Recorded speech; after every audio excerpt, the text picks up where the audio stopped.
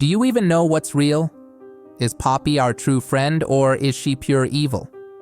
In this video, you will get the answers to these questions, and you will be very surprised. But in Chapter 2, she didn't let us escape, and she turned from the friendly character at the beginning into a soulless demon.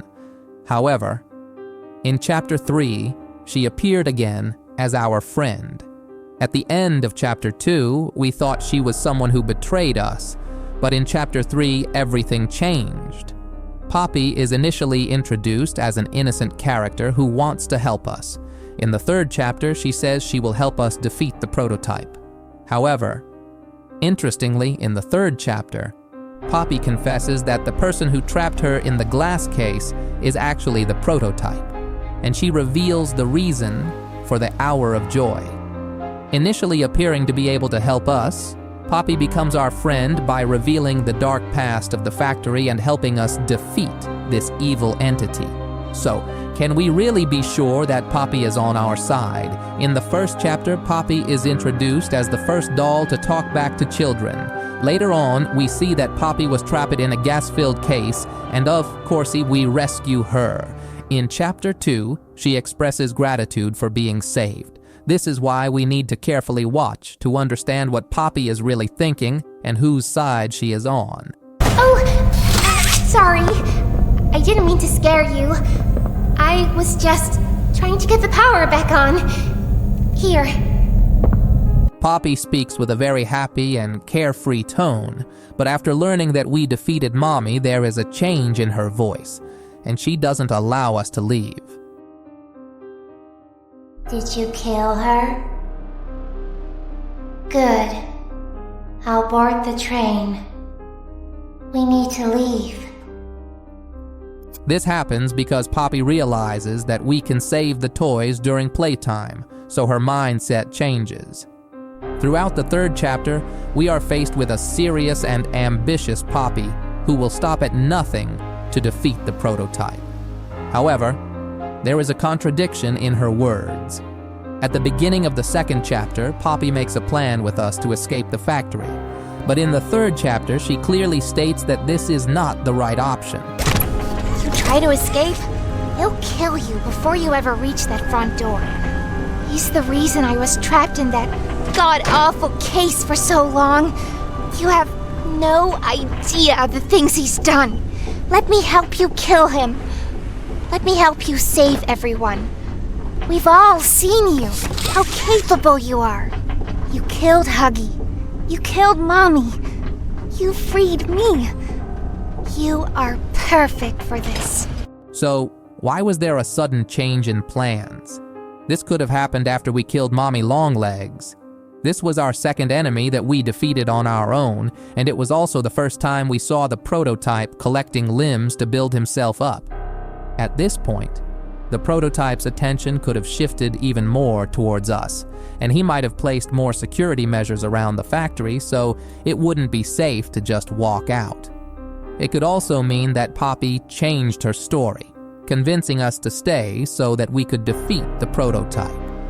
However, remember that Poppy herself admits that she had been thinking about defeating the prototype for a long time.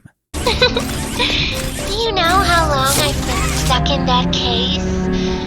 Well, too long. I had so much time to think and reflect. Time to figure out exactly what I would do when free. We'll set things right. Terrible things have happened. But I know that whatever I need you to do, you are capable. We will. Could it be possible that Poppy outright deceived us? Perhaps she put on an act, pretending to help, but actually never intended for us to escape in the first place. Nevertheless, it seems like Poppy holds more power than we realize because remember, in the note given to the player in the 1st chapter, there was a call for us to find the flower. When we find this flower, we see that it's a painting of a poppy flower surrounding a door, and behind that door is where Poppy was being held. Clearly, Poppy couldn't have sent this letter because she was trapped in the case all that time. So the person who sent this letter might have wanted us to specifically find Poppy and free her.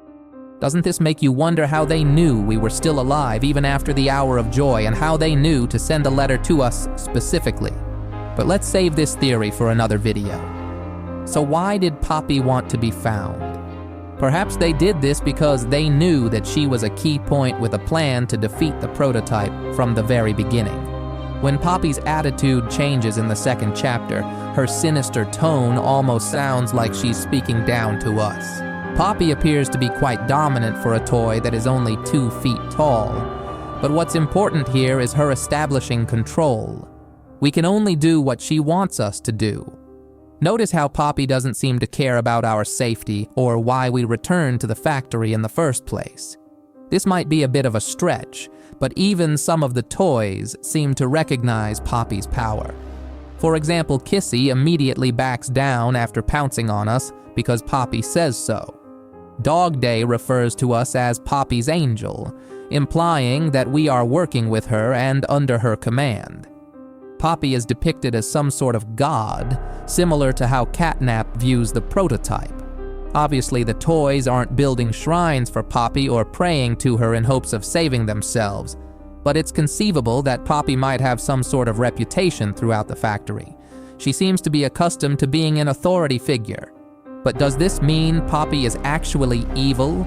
Could she be a malicious, bad character? Excluding the possible lying and belittling dialogues, Poppy hasn't actually done anything bad. As far as we know, she hasn't killed anyone or intentionally caused harm, and she considers the prototype as her only enemy, viewing it as evil. Can we really put these two characters on the same level when it comes to evilness? We could if Poppy and the prototype were working together, but there doesn't seem to be much evidence supporting that. Sure, Poppy has done things that make us distrust her, but what if it's for a good cause? Defeating the prototype is not an easy task. Who knows how many minions we are up against? They are tall, flexible, fast, violent, and downright terrifying. We don't even know how many followers the prototype has in total. Additionally, it's important to mention that Poppy is very small and fragile. She is also extremely old, made around 1950. And we're talking about a 55-year gap between that time and the present date mentioned in the 3rd chapter as 2005. Unlike the prototype, Poppy isn't collecting toys to make herself stronger. She knows she's not equal to Subject 1006 in terms of size and strength. However, her brain could possibly put up a fight. Let's take a look at Poppy's introduction commercial. You are about to see the most incredible doll ever invented. Her name is Poppy, and she is the first truly intelligent doll in the world. A little girl can talk to her. Poppy gives her answers. She is the first doll actually able to have a conversation with a child. Hard to believe? Poppy Playtime! Poppy's as lovable as a real girl, and she talks like one, too. Hi, my name is Poppy. I love you. Can you help me polish my shoes? Why, of course, Poppy. Just like a real girl, Poppy always wants to look her best. Perfect! Thank you. Her hair is sturdy and won't come out when you brush it, and smells just like a poppy flower. Is there anything else you'd like to say, Poppy? I'm a real girl, just like you. What's the time? Playtime! This seems a bit of a stretch because they are clearly referencing advanced technology surpassing the 1950s, but they still make a valid point. Poppy isn't stupid, and she knows what she's doing. Scientists working at Playtime Labs spent time, money, and energy perfecting Poppy's intelligence. She can probably solve problems, speak, make plans, and think for herself. If there's a toy that could ever match the intelligence of the prototype, it's certainly Poppy. So, what about her role during the hour of joy? After showing us the last VHS tape of the game, Poppy says, I remember hearing every moment of it. It went on so long, so agonizingly long. I tried to hide, to run, anything to stay alive.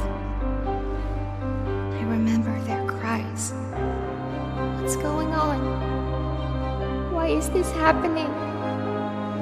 What are those things? Senseless slaughter, that's all it really was. They killed everyone. The guilty, the innocent, didn't matter. All that death didn't fix anything. And then? So, how could Poppy hear the screams or run if she was locked away in her case? We don't know for sure when Poppy was trapped during the hour of joy. It could have been before or during the event. If it's the latter, then she would have had time to run or hide before being captured, because Poppy admitted that she had time to think and reflect while in her case. We know that she was conscious to some extent, so it's likely that she was also able to hear the chaos, especially since some workers were killed right outside of the room she was trapped in. Whatever the real story is, we still have much more to learn about Poppy and her role in the factory. Is Poppy truly our friend, or is she the real antagonist of the game? Perhaps she's neither, just someone who can be deceitful for the greater good. So what do I think? Maybe it's too early to say, and there isn't enough evidence, but deep down, I have a feeling that Poppy is definitely an evil character, and she might even be more dangerous than Subject 1006. Why do I think this? Because Poppy was locked away in a case, and we essentially opened Pandora's box. If Poppy was truly innocent, she wouldn't have been locked away in the first place. We don't know why she was put in the case, but as someone who has watched a lot of movies and played many games, I am sure that no being is imprisoned without reason. I believe that whoever locked her away must have had a good reason. Also, my biggest evidence is Poppy's sudden change of demeanor in Chapter 2. She went from acting like a role-playing toy to a dull, lifeless state after we killed Mommy Longlegs. This, to me, is the true face of Poppy. Our biggest enemy is Poppy. I filmed this theory when Chapter 3 came out, so you might disagree with me, but I know my theory will be proven right in the upcoming chapters. So, what do you think? Let me know in the comments. Thanks for watching. Don't forget to subscribe and click on this video.